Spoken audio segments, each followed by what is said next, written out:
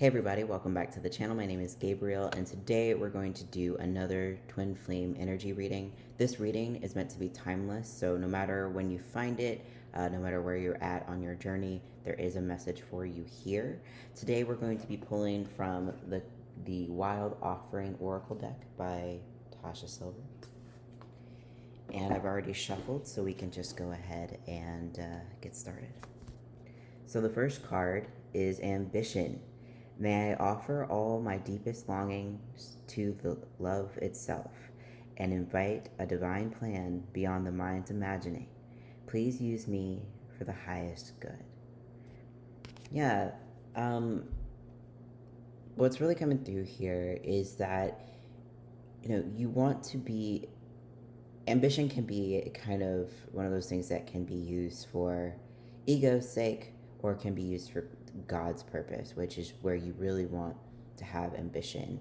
And it's like your desires, the things that you want to do in life, right? Rather than to try to do something to glorify yourself.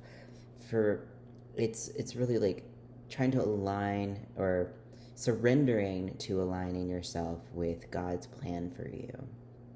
And a lot of times God has put desires in our hearts that seem almost impossible. Like maybe we desire to be the best, the best writer, the best gamer, the best lawyer, the best whatever it is. We have this desire in our hearts to be the best thing or do something that's very grand in our mind.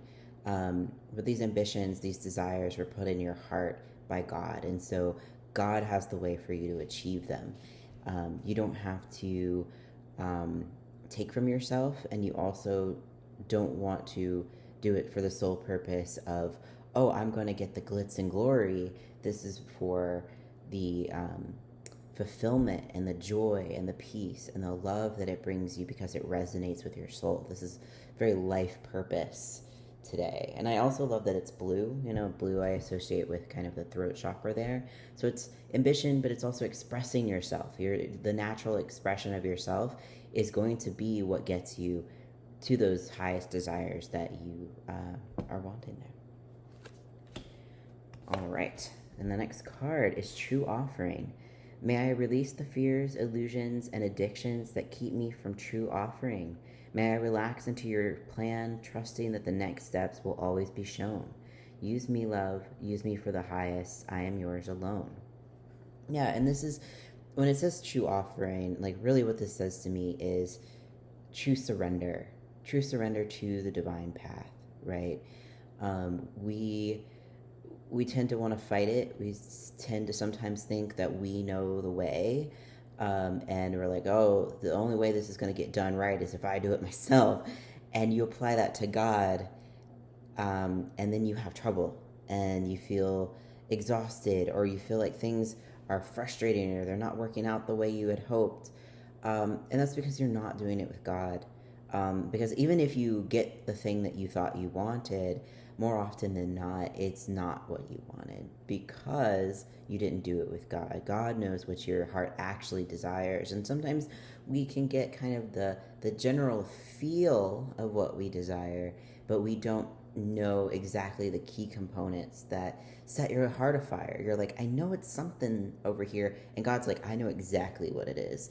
And so when you surrender and just say, God, like, I know I'm going in this direction, but I surrender it to you, it allows God to take you to that exact spot where you will feel the most fulfillment. So trust the divine plan, surrender to God, and you'll be able to have your union, you'll be able to have your life purpose, but you have to surrender it to God and allow Him to lead.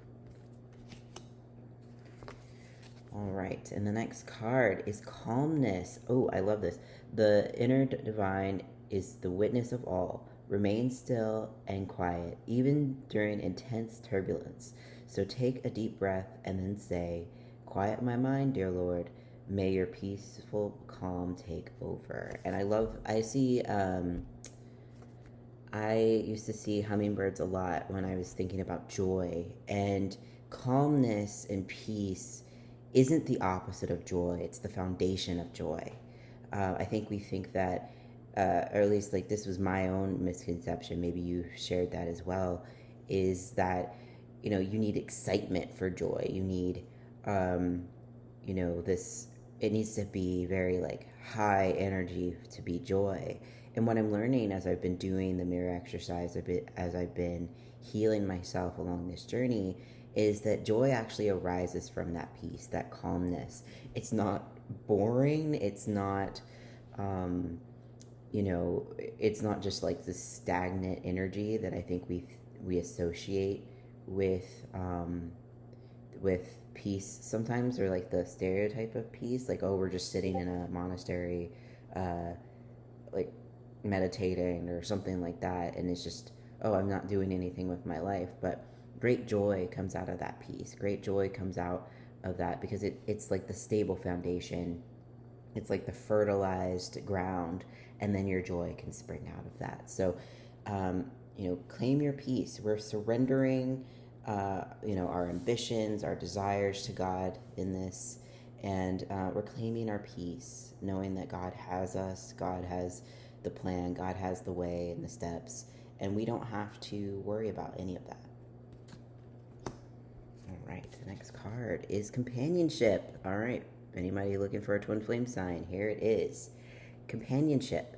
When you fully bless and embrace your aloneness, you're ready for the ones you're meant to be with. May I welcome this solitude, knowing it will open the way for all healthy relationships. And what I feel from this is it's the same thing that the mirror exercise teaches us and the teachings of union teaches us, is that your source of love is within. It's by going to God. It's by giving that companionship to yourself first before it can manifest in the outer. If you are constantly thinking about how can I get in a relationship with my twin flame because you need them to fulfill you, then, oh, I need this companionship. I'm so lonely, right? That doesn't come from your twin flame. That comes from being with God. That comes from being with yourself.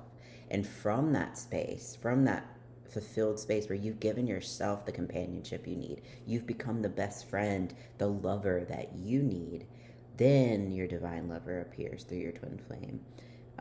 Because God has seen that you've like given yourself all of this love, and there's really no other choice but for God to come be with you, for your twin flame to reflect that love. But you have to give it to yourself first, and this is kind of a sign of that. Like, your twin flame will come to you, but you must look to yourself for companionship. All right, and the bottom of the deck for today is compassion. I love this message. Yeah. Compassion. As you pray each day for greater compassion, a new self is born, drawing new people and experiences. Dear Lord, please help me feel ever deepening self-acceptance. May I see myself as you see me. Yeah. I know this is something that I've been moving through as well, is having more compassion for myself. I grew up in a way that I felt like I had to be very hard on myself to get things done. And even my home life was very strict, and like discipline was more like punishment. It's just like, oh, you should know better. That type of very hard on yourself energy, and that guilt that like people use, I think, to kind of reinforce behavior, or like fear of punishment or things like that. And what I'm having to learn now as an adult is to be more compassionate with myself, and is to let myself off the hook, because I realized I would never treat myself the way I would never treat someone else the way I treat myself. I would never, say, oh, well, you should have known better, right? That's very like mean and cruel sometimes, like especially when you're going through a difficult time, or when you're moving through something and you're learning. There's never a reason to be super hard on yourself. All that's required is to make a new choice there. All that's required is saying like, hey, yeah, like I did this, and I think there was a mistake there. Or, hey, like I learned that I don't like to do this, or I learned that this is not the way that it should be done. And have that compassion for yourself. Like, take ownership of it, but you don't take ownership of it by beating yourself up. You don't take ownership of it by making yourself feel bad or feeling guilty. Guilt is not the measurement of the responsibility that you're taking for your actions. It's really the new choice, the new action, the new hey, I've learned something here and I'm going to take that moving forward.